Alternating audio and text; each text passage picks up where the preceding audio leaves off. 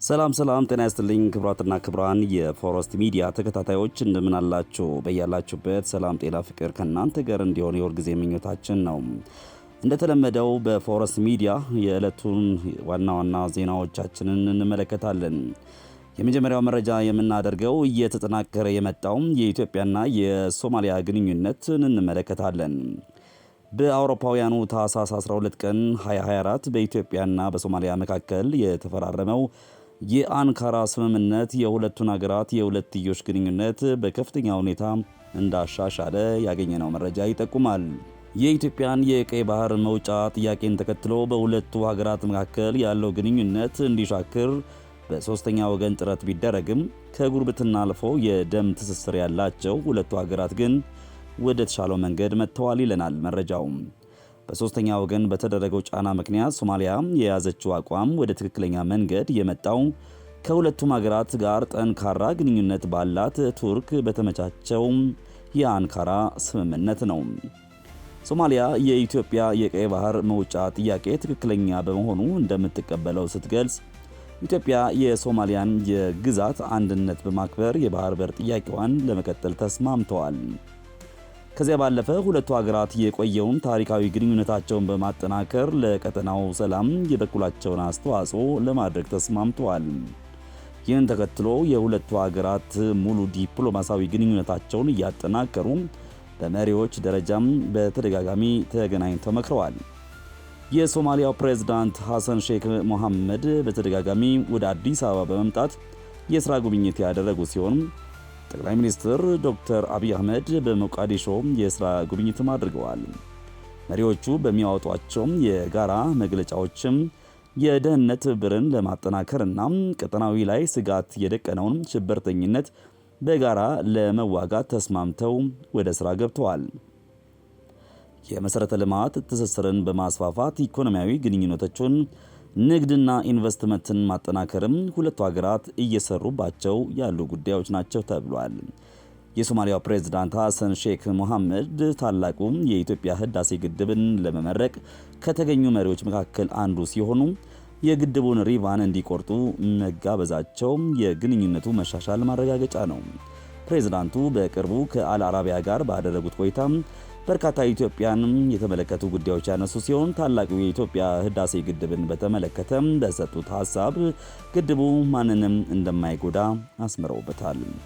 ኢትዮጵያ ረጅም ድንበር የምትጋራቸው የረጅም ጊዜ ጎረቤታቸው እንደሆነ ጠቅሰው የኢትዮጵያ ልማት ሶማሊያን እንደሚጠቅም አንስተዋል።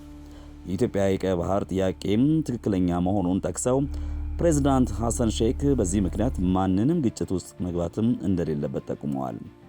ፕሬዝዳንቱ ትላንትም በኢትዮጵያ የሥራ ጉብኝት በማድረግ ከጠቅላይ ሚኒስትር ዶክተር አብይ አህመድ ጋር የመከሩ ሲሆን በቀጠናው ሰላምና መረጋጋትን ለማጠናከር ከኢትዮጵያ ጋር እንደሚሰሩ አረጋግጠዋል። መሪዎቹ ሁለቱ ሀገራት በኢኮኖሚ ኢንቨስትመንትና ንግድ ያላቸውን ትብብር ይበልጥ ለማጠናከር የተስማሙ ሲሆን ጠንካራ የኢኮኖሚ ትብብር በመፍጠር የንግድ ትስስራቸውን የሚያሳልጡ የመሠረተ ልማት መስመሮችን ለማስፋትና የጋራ ብልጽግናቸውን ለማረጋገጥ ከስምምነት ላይ ደርሰዋል። ከሀገራዊ ምክክሩና ከመጪው ምርጫ ጊዜ ጋር ተያይዞ ግብግብ ውስጥ የገቡ ጉዳዮች መወያያ እንዲሆኑ ጥሪ አቀረበ። ከሀገራዊ ምክክሩና ከመጪው ምርጫ ጋር ተያይዞ የጊዜ ግብግብ ውስጥ የገቡ ተመጋጋቢ ሀገራዊ ጉዳዮች በሁሉም የሚመለከታቸው ባለድርሻ አካላት ውይይት እንዲካሄድባቸው የኢትዮጵያ ዜጎች ለማህበራዊ ፍትህ ኢዜማ ጥሪ አቅርበዋል። ፓርቲው የሚጠበቀው የሀገራዊ ምክክር ኮሚሽን የሥራው ውጤትና መጪው ምርጫ በሚል ባወጣው መግለጫ ዘውጋዊ የአድሎ ስርዓት ሰላምና መረጋጋት ማምጣት ባለመቻሉ ውስጡ ባሉ ኃይሎችና ለህዝባዊ አመጽ ለለውጥ የተዘጋጀ የሚመስል መንግስትን ፈጥሮ ለ3 ዓመታት በሽግግር መልክ ሀገሪቱን ባስተዳደረው አሁን በስልጣን ላይ ባለው መንግስት በለውጡ መንግስት ስር ተስፋ ሰጪ ምልክቶች መታየታቸውን አስታውሷል። ይሁን እንጂ የሀገርን ሉዓላዊነትና የግዛት አንድነት የሚፈታተኑ እንዲሁም የማዕከላዊ የመንግስቱን ቅቡልነት የሚያሳጡ ከፍተኛ ቀውሶችም ተከስተዋል ያለው ኢዜማ እንደ ሀገር በእነዚህ አስጨናቂ ክስተቶች አልፎ ስድስተኛውን ሀገር አቀፍ ምርጫ መደረጉን አመላክቷል። የመንግስትን መመስረት ተከትሎ ፓርቲው ከመንግስት የቀረበለትን በጋራ እንስራ ጥያቄ ሲቀበል ከገዢው ፓርቲ ጋር ልዩነቶች እንዳሉት ከጠቀሳቸው ጉዳዮች መካከል የሚሰራ ሀገራዊ የፖለቲካ ስርዓት መፍጠር ላይ የጋራ መግባባት ሊኖር እንደሚገባ በማስገንዘብ ነበር ኢዜማ ያስታወሰው።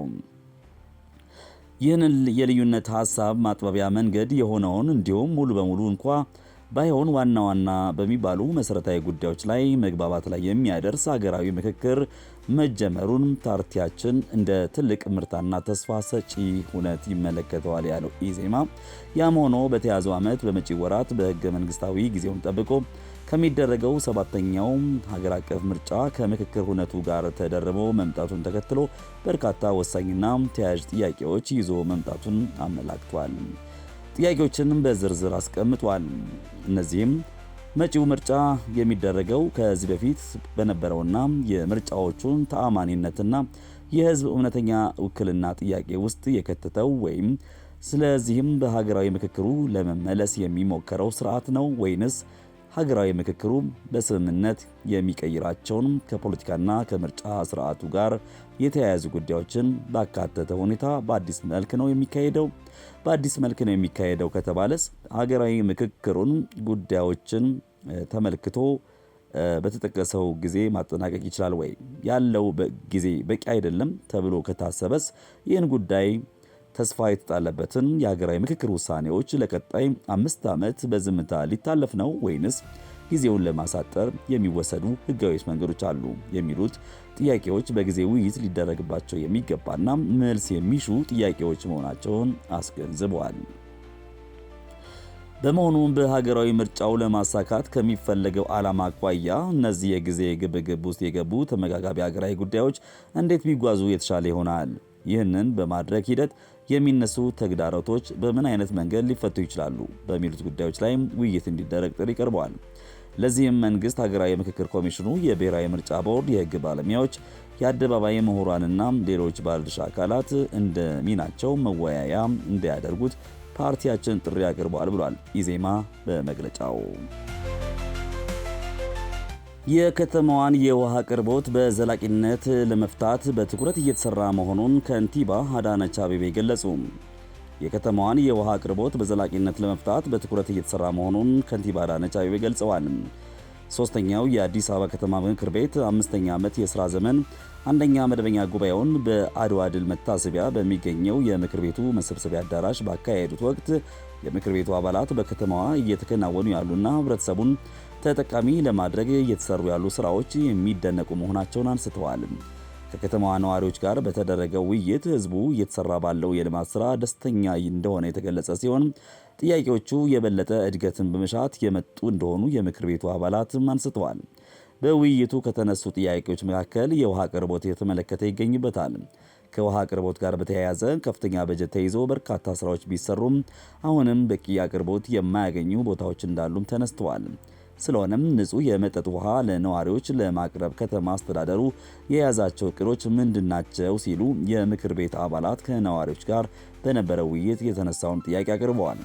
በቀረበው ጥያቄ ላይ ምላሽ የሰጡት ከንቲባ አዳነች አቤቤ ከተማዋ አሁንም ውሃ በፈረቃ እየቀረበባት እንደሆነ በመግለጽ ይህን ለመፍታትም እየተሰራ መሆኑን ተናግረዋል። ሰሞኑን የነበሩ በዓላትና ዓለም አቀፍ ኩነቶች ንጹህ የመጠጥ ውሃን ለሌላ ዓላማ ማዋል፣ የቁጥጥር ማነስና የውሃ አጠቃቀም ብክነት ዋነኛ ችግሮች እንደሆኑ ያነሱት ከንቲባዋ ይህን ለማቃለል ከተማ አስተዳደሩ የአጭር የመካከለኛና የረጅም ጊዜ እቅድ አውጥቶ እየሰራ እንደሆነ አብራርተዋል። በ2017 ብቻ በቀን 62000 ሜትር ኪዩብ ተጨማሪ ውሃ ማቅረብ እንደተቻለ የተናገሩት ከንቲባዋ በተያዘው ዓመት ተጨማሪ 60000 ሜትር ኪዩብ በቀን ለማቅረብ ተሰርቷል ሲሉ ገልጸዋል። ክቡራትና ክቡራን የፎረስት ሚዲያ ተከታታዮች ለዛሬ ያዘጋጀንላችሁ የተለያዩ መረጃዎች ይህንን ይመስላሉ። ስለተከታተላችሁን ከልብ አድርገን እናመሰግናለን። ፎረስት ሚዲያ ላይክ እና ሼር አድርጉ። ደውሏን በመጫን ደግሞ በየዕለቱ የምናቀርባቸው መረጃዎች ወደ እናንተ የሚደርሷችሁ ይሆናል። አስተያየት የሚኖራችሁ ከሆነ በመረጃዎቻችን ላይ ኮሜንት ላይ ጻፍ አድርጉልን። ለጥያቄም ለሐሳቦቻችሁ ከወዲሁ ለምታቀርቡልን ከፍ ያለ ምስጋና እናቀርባለን። መረጃዎቻችን ሁሌም እንደምንለው ፎረስት ሚዲያ ተአማኒ፣ ሚዛናዊ እንዲሁም ደግሞ ወቅታዊ መረጃዎችን እያሰባሰብን ወደ እናንተ እያቀረብንላችሁ እንደሆነ ይታወቃል። እናንተ ደግሞ ሐሳብ አስተያየቶቻችሁን ብታደርሱን በኮሜንት ላይ እጅግ በአክብሮት ለመቀበል ዝግጁ ነን። ይህንን መረጃዎች ወደ እናንተ የማቀርብላችሁ ጋዜጠኛ ተስፋዬ ገብረ ማርያም ነኝ ከአዲስ አበባ ኢትዮጵያ። በያላችሁበት መልካም ጊዜ